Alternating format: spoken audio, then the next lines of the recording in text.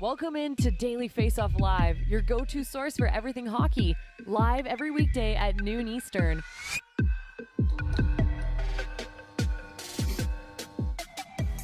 Welcome in Daily Faceoff Live, Wednesday, November 16th. Tyler Yaremchuk and Mike McKenna with you for a little bit of hump day hockey talk. Mike? Yeah, man, I'm ready.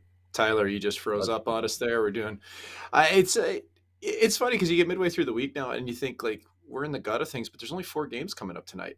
This schedule blows me away. Like you'll get 10 games one night, 4 the next, 2 like. Let's have some consistency here, NHL. But you know what? The hardest job in the world is, Tyler, is unquestionably making the NHL schedule. Yeah, no kidding. Do not envy that position at all. Let's talk about what we saw on the ice last night, because like you said, it was a busy one. So let's throw 2 minutes and 30 seconds up on the clock and start with the Columbus Blue Jackets and their injury woes. Last week, it was losing Zach Werenski for the entire season. Earlier this week, Patrick Laine out again for 3 to 4 weeks. And then in last night's game, Elvis Merzlikins leaves, Jake Bean leaves. Adding to the list of names that you see here on your screen, Nick Blankenberg, Adam Boqvist, Jakub Voracek, they're missing a ton of key players here. And it's starting to bring up the old Connor Bedard conversation around the Columbus Blue Jackets. And listen, there's not a lot going well for this team, Mike. And my take, they got to embrace the tank because this season is not going to turn around for them. The only problem is I don't know how they really do that. They don't have many parts to sell off, Tyler. Like when you look up and down the contractual status of the Columbus Blue Jackets, your UFAs at the end of the season are Gustav Nyquist, Gavrikov, and Jonas Korpisalo. So who are you going to get value out of if you're going to trade anybody off? Maybe Korpisalo, I don't know, maybe Nyquist at the deadline. Like I think CBJ is just kind of in one here, man. And the best quote I've seen from it was from head coach Brad Larson that said when athletic trainer Mike Voigt walks in the room, he's terrified. Like he's just scared to death that he's going to lose another couple players because it's what it feels like. Every game they're losing 2. You know, I mean, Goodbranson and Corrali just came back from injuries. So yeah. I just think that this is a really tough position for Columbus because it's not like they've been horrible on the ice. Like they're 5 points away from Calgary in 19th. They're somehow keeping their heads above water. I think a lot of that's due to their leader, their captain, Boone Jenner, who's been bringing it every night. He had 2 goals last night, won some key faceoffs, and they just keep grinding. But I don't even know how you embrace the tank, Tyler. Like, what can they sell? Like, this is just looking to be a long year for Columbus until they get healthy again. Well, yeah, and that's where I was going to go next. Like you mentioned, Nyquist, okay, what's he going to get you? If you retain half, maybe you get a mid-round pick for that guy. Vlad Gavrikov on the blue line is maybe someone who'd get you a little bit. Korpisalo, you're looking at a mid to late round pick in all likelihood. Jack Roslovic was healthy scratched last night, which, again, that says a lot because if you're getting healthy scratched when there are a handful of forwards already out of your lineup, that really says something. But he's got 1 more year at $4 million. It's not like you're going to pawn him off to a contender either or a team that's close to the cap. So I do not envy the position that this Blue Jackets front office is in. But I do like the pieces they have there. Like it's not going to work this year. I think everyone can kind of say that. But that doesn't mean they have to blow this up, right? Like there are good pieces in place here. Yeah, there's young. I mean, there are. You look at you've got Gaudreau locked up. There's a starting point for you. And I mean, I think that it's not a club that should have been this bad this year. It's all predicated on injuries. And like you said about Roslovic, if you're Jarmo Kekalainen, how do you look at another NHL team and go, hey, I'd like to trade you a $4 million healthy scratch? And that other team's going, what are you going to give me with it instead of me giving you something? So it's a tough spot for Jarmo Kekalainen and the Columbus Blue Jackets. It certainly is. Let's move along and talk about the Toronto Maple Leafs last night. More specifically, their captain, John Tavares, scoring his 400th career NHL goal. By the end of this season, he'll likely be top 100 all-time in the NHL in goals scored. In all likelihood, by the end of his career, he's going to be top 50 in goals scored in the NHL. A remarkable individual talent. But I want to talk a little bit about his legacy here. We're a day removed from doing all this Hall of Fame discussion over the last week. Tavares specifically, like I said, there's no denying the individual talent with this player. But how much of his legacy, Mike, rides on this season? Like, he comes to Toronto, it's the homecoming, the picture in the pajamas, all of that stuff. And yet you look back at his career, no playoff success. This guy, even if he's top 50 in goals by the end of his career, if he doesn't make it work soon with this core in Toronto as their captain, that's going to be the overarching theme of his career, is he'll be the guy who went home and still didn't get it done. Yeah, I agree with you. I mean, I think for Tavares, you can kind of look at this almost as in some ways to me, his career is kind of a comparable to Steve Yzerman, and I don't want people to go off the deep end here and try to, take an all-time great in Yzerman and throw Tavares in that mix. But what I mean by that is that Yzerman was the captain of the Red Wings forever, it seems like, and Tavares is the captain of the Maple Leafs. And, as Yzerman's career progressed, he wasn't necessarily always the leading scorer for the Red Wings. But his production shifted a little bit. He went from scoring a ton of goals to being more of a playmaker, and Tavares has done that too for Toronto. So, as he gets into the twilight of this contract, he's got 2 years left. Yeah, like he better have a couple of deep runs towards a Stanley Cup with him as the leader if he's going to supplant himself as one of the top top people in franchise history for Toronto, because otherwise he's just an also-ran. He's not going to lead this team in scoring, and you're going to look back on it like, well, I guess he was an okay captain, but we didn't accomplish anything. Instead of, man, we won. He was a great captain. And even though his goal scoring was down, his point per game totals were still there. Like, there's different ways to look at it. And again, I would almost look towards Yzerman's career for inspiration if I'm Tavares, that longevity and ability to adapt over time. Yeah, and I think that's a great point as well, that individual success maybe tapers off a little bit, but maybe he can go on a run where he wins some rings here and totally changes the perception of his career. I'm sure if you were to ask Islanders fans for their perception of his career, it would also be greatly different than what maybe a Maple Leafs fan would say. But how about Toronto now, 5-2-3 in their last 10 games and putting second in the Atlantic Division, and they got a big win last night thanks to their captain. Staying in the Atlantic Division, the Buffalo Sabres, they were a great story in month one of this, in the first 3 weeks of the season, I should say. As we've continued on, they've kind of struggled a little bit here. You see that points percentage, they're now down 25th in the NHL, 6-game losing streak, 3-7 in their last 10 games. Mike, is this just a young team hitting a little skid and it's a road bump? Or has something been exposed with this Sabres team that maybe it was all smoke and mirrors for the first 3 weeks of the season?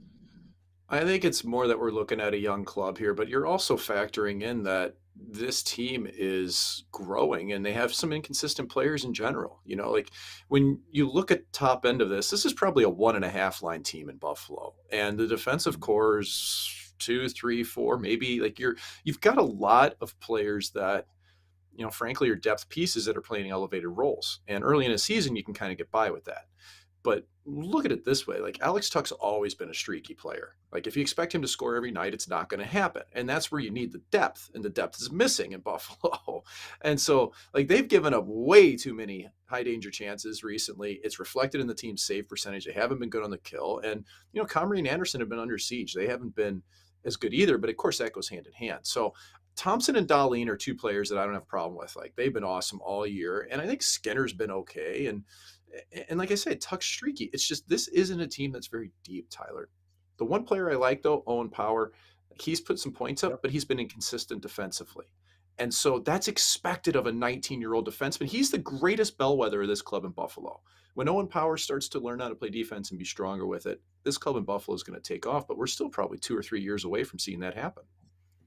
Yeah, I think this is just a bit of a reminder, this little bump in the road, that they're still quite a ways away. And I know earlier in the year, everyone loved this forward group. It seemed pretty spread out. And I kind of looked at it and said, is it spread out, or is it just kind of mediocre? And you look at, every line more or less has a rookie or a young player on it, with the exception of their top line and Thompson, Skinner, and Tuch. And what do we know about young players? Consistency can be hard for them to find at the NHL level. I think that's what we're seeing here, I don't view them as a playoff team. I never viewed them as a playoff team, but I also think this is a team that can probably, go on a couple of heaters this year, like they did early, where they win 4 or 5 in a row, and everyone's like, oh, look at how much excitement there is. But for young teams who are trying to come out of a rebuild, the toughest thing to learn is consistency, Mike.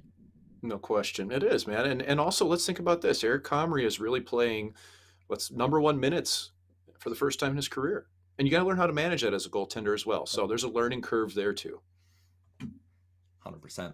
Let's move along to what we're looking at tonight on the NHL schedule. You mentioned it off the top, a bit of a quiet evening, but there is one really intriguing matchup in Edmonton as the LA Kings roll into town for the first time since Game 7 of Round 1 of the playoffs last season. And the Kings went out and had a great offseason. They added a piece like Kevin Fiala. They're healthier now. Guys like Arvidsson and Doughty will be in the lineup. They weren't in Game 7 of that series, and it's a big reason why the Kings weren't able to upset the Oilers in Round 1 of the playoffs. But this Kings team, I mean, you look at Fiala off to a point-a-game start.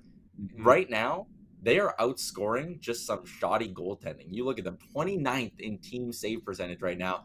And then you look at the team they're playing, the Edmonton Oilers, and the big story there has been Jack Campbell's struggles. And, is he maybe not capable of being the number one that the Oilers are paying him to be? Let's start with the goaltending here, Mike. When you look at these two sides, are there major concerns here between the pipes? Well, it depends who's playing. Right now, Stuart Skinner's been great. Of the 4 goaltenders that could potentially play in this game tonight, Stuart Skinner has been the best one. Campbell struggled mightily. I had a piece out at Daily Faceoff yesterday kind of highlighting some of the reasons why I think his game has been troubled so far this year.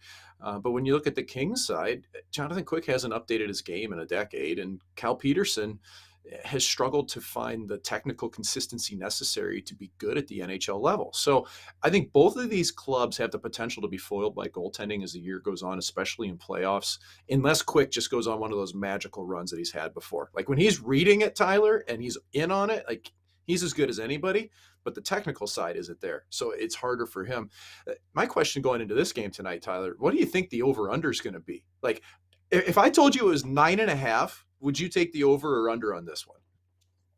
Depending on the payout you gave me, I mean, you see both these teams averaging over 3.3 goals per game. For Edmonton, the over-under has just been dependent on, like you said, who's starting between the pipes for them. I think this will be really interesting. The Kings right now kind of playing at that 95-ish point pace for the year. I think that's kind of who they are. They're a team that right now is outscoring their sloppy goaltending.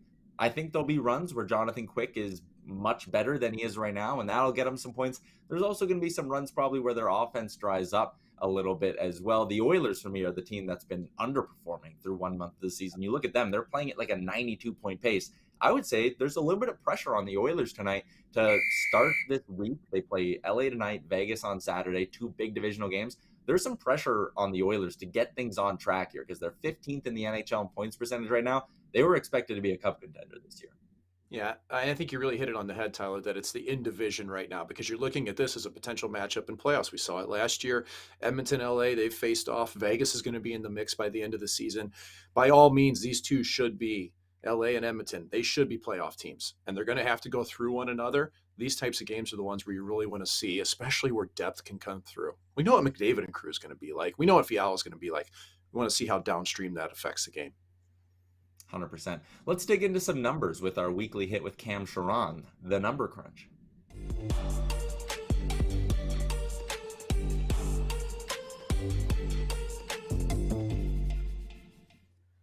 Always a pleasure to welcome Cam Charron into the show for the number crunch, which is delivered by our friends at DoorDash. Cam, in your first few hits, you've been talking a bit about the increase in scoring this year and sort of the effects that's been having. Take us through your process here a little bit and what's going on with the uptick in scoring. Well, it's strange. Like, there's a lot of top goalies this year that have really struggled, and you just mentioned Jack Campbell, but also guys like Andrei Vasilevsky. Dallas scored another 4 goals last night again.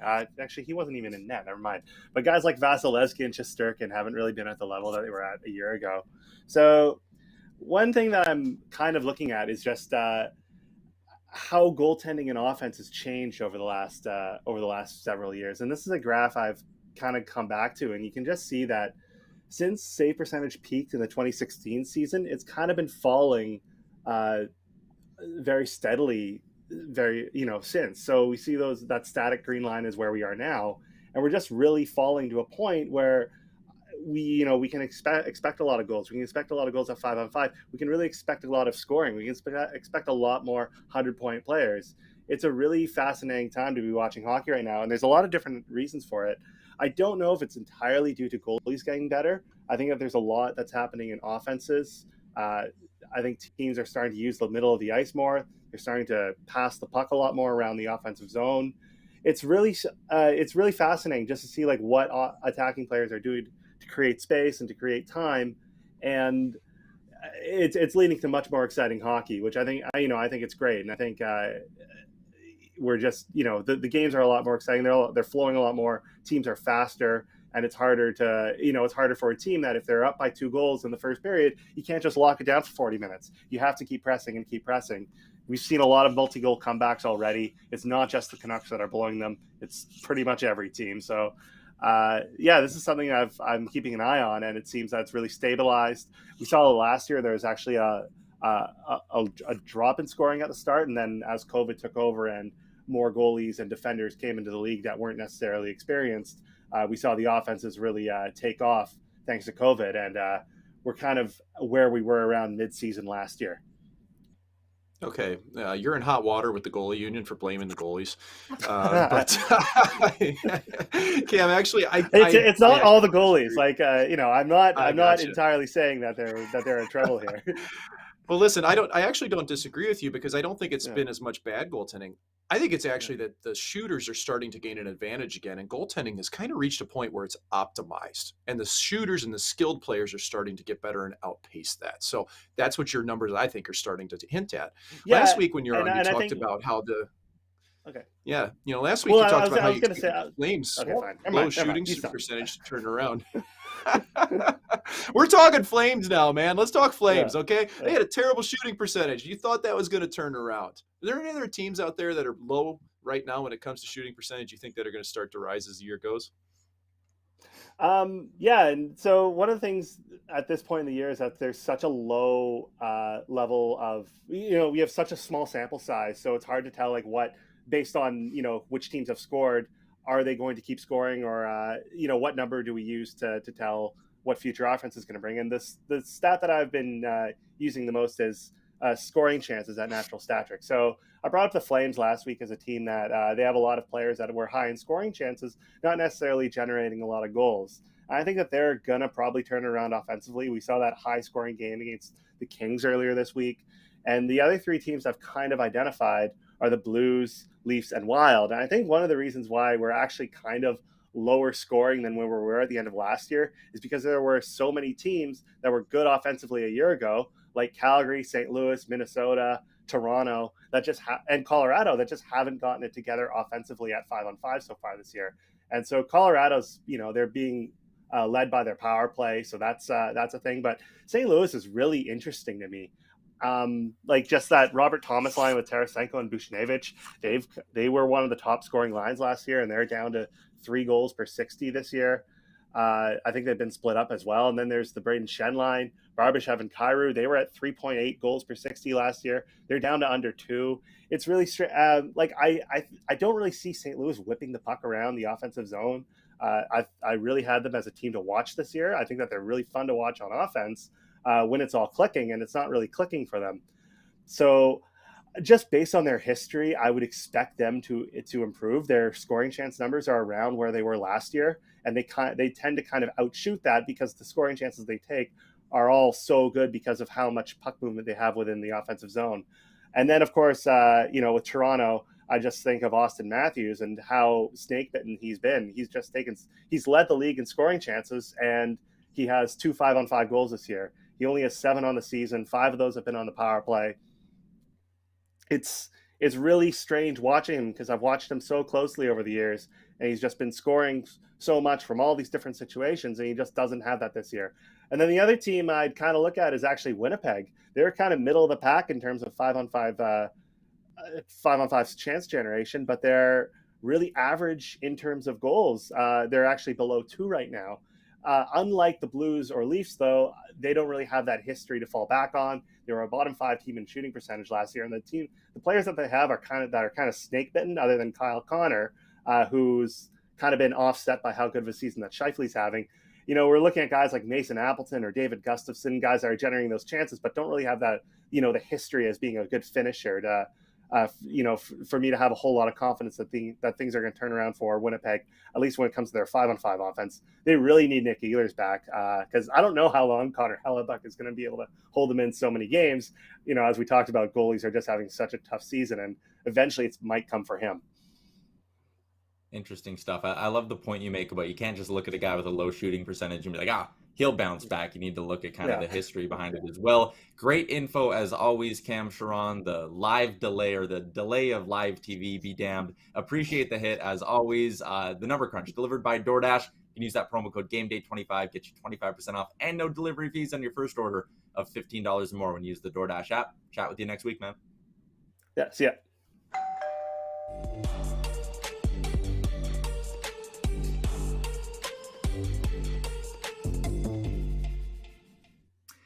We are halfway through Movember, Mike McKenna, and that is the inspiration for today's hashtag AskDFO inbox question. Yes, you're blocking off your beard, so it looks like you got the stash going. The question is, and I saw you put this out on Twitter yesterday, who's got the best mustache in the NHL?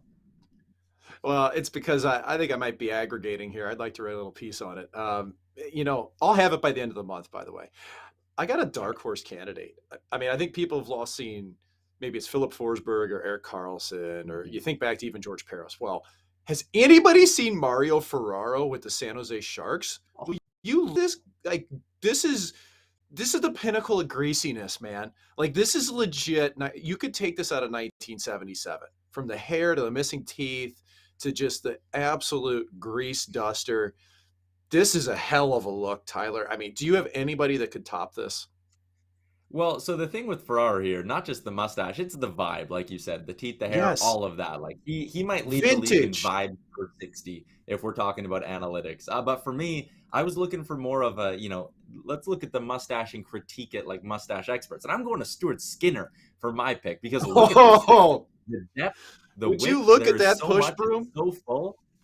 And he's got the smile to Oh. go with it too. I think it's got to be Stu. That push broom is, it's clinically perfect. Like, you can't beat that. You could clean a garage floor with that thing. Wow. Where's It his is bottom unbelievable, lip? and yes, You can't, like, usually you can't see a top lip. I can't even see his bottom lip. Man. and that's what I love about this, is like he's got that big grin too, but you don't see his mouth at all. It's hilarious. It I makes me think no one's happy. rocking the stash, and it's quite the contrast. Yes, good point, Alex. No teeth at all. Also, no teeth on Mario Ferraro, but for a totally different reason. Okay, we are getting a little sidetracked here. Let's get it back on the rails and jump into our daily bets for our friends at Pointsbet Canada. 2-1 last night, so a little bit of profit. Looking to build on that this evening. So let's jump into the lines over at Pointsbet Canada. Starting with that matchup, we're going to start at the bottom. Blues taking on the Hawks. You see minus 180 on the money line. Cam Charron talking about maybe the Blues are going to bounce back a little bit. I like them to get a victory here tonight, and I like taking them in regulation at minus 110. This Blues team has won 3 in a row. The Hawks only have 3 wins in their last 10 games as well. This is a pretty good spot at minus 110 on the Blues in regulation. And 2 shot props tonight.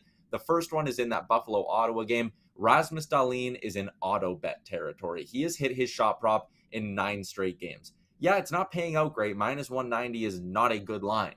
But if he's going to keep hitting it, I'm just going to keep betting it. It's basically free money at this point. So Dahlin over 2.5 shots on goal. Even though the payout isn't great, I'm hammering that one. And I'm also taking Connor McDavid to go over 3.5 shots on goal in this game. He's hit this in 4 of 5, even though he missed it last game. And he's also hit it in 12 of 16 games so far this season. He's hitting at a tremendous clip. He's back on home ice for the Edmonton Oilers, and I like McDavid to dominate the Kings matchup similarly to how he dominated them in round 1 of the Stanley Cup playoffs. So McDavid shot prop, Dahlin shot prop, Blues in regulation are my 3 bets of the day. And with that, Mike McKenna, let's get into garbage time. Yeah, let's talk some real trash here with John Tortorella last night. The reason why we have interviews during the game is to try to get some raw emotion from the bench. And let's play the clip because Torts brought it last night.